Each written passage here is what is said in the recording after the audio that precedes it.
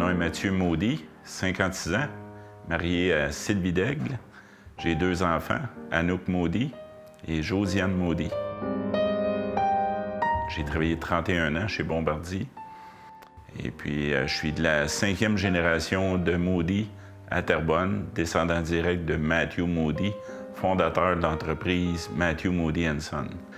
L'entreprise de fabrication de machines agricoles, de machines aratoires, Matthew Maudy & Son fabriquait l'équipement là, pour faciliter la vie des cultivateurs. C'était le début de la mécanisation sur la ferme. Donc, des arrache-patates, des presses à foin. Il a exporté partout. Là. Il a même été représenté le Bas-Canada à l'Exposition universelle de Paris en 1855. Matthew Maudy, qui est de South Cave, en Angleterre, a pris le bateau à Hull et puis a traversé l'Atlantique, est arrêté à Québec, s'est envenu par la suite à Sourd-et-Collet, qui est aujourd'hui ce qu'on appelle Antique. Il est arrivé qu'il y avait déjà un métier en poche qui était forgeron. Donc, il faisait des têtes de hache là-bas. L'année suivante, je crois, Mathieu a décidé de s'établir ici. Il a senti une opportunité, donc il est venu s'établir dans le Vieux-Terrebonne comme forgeron. Il a travaillé pour la famille Masson. Il a installé sa maison sur la rue Saint-François-Xavier. Il a commencé sa petite boutique de fabrication de batteuses à grains. Puis par la suite, là, ça a pris un essor assez fulgurant, là, assez pour bâtir une première usine sur la rue Saint-Louis.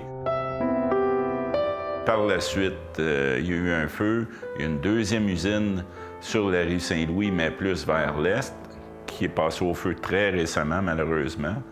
Donc, Mathieu Maudy a forgé un peu la ville de Terrebonne, soit en donnant beaucoup dans la collectivité, en s'impliquant aussi, mais il y a eu d'autres commerces aussi.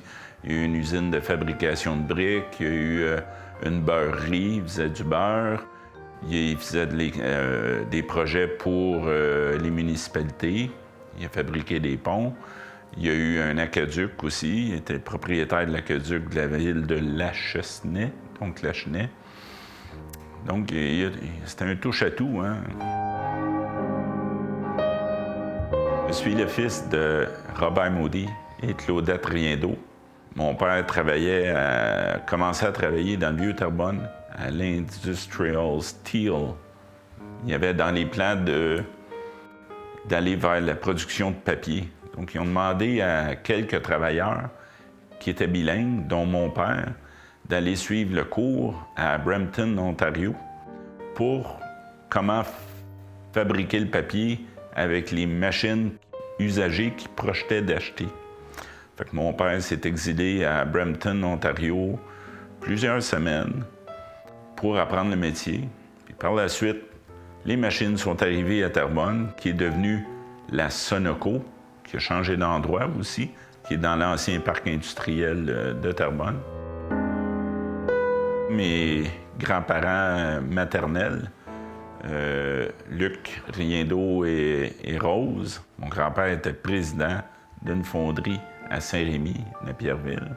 Du côté de mon père, mon grand-père Russell, qui était camionneur. Ma grand-mère avait un magasin sur la rue Saint-Louis, un genre de dépanneur.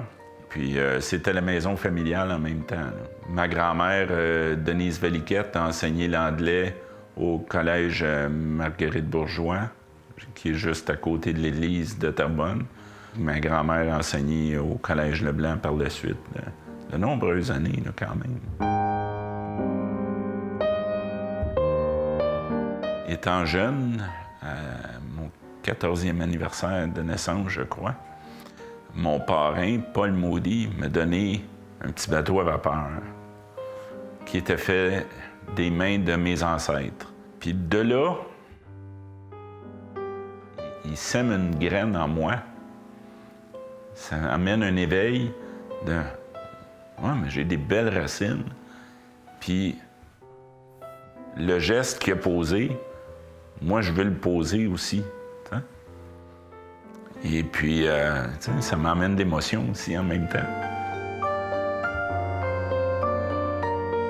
Puis ça m'a amené à récupérer, à jaser avec des gens, à aller rencontrer des gens, soit dans une foire agricole, soit dans une exposition quelconque, à me faire des contacts, à acheter certains souvenirs de mes ancêtres qui étaient éparpillés. Là. J'en ai récupéré aux États-Unis, d'aussi loin qu'au Nevada.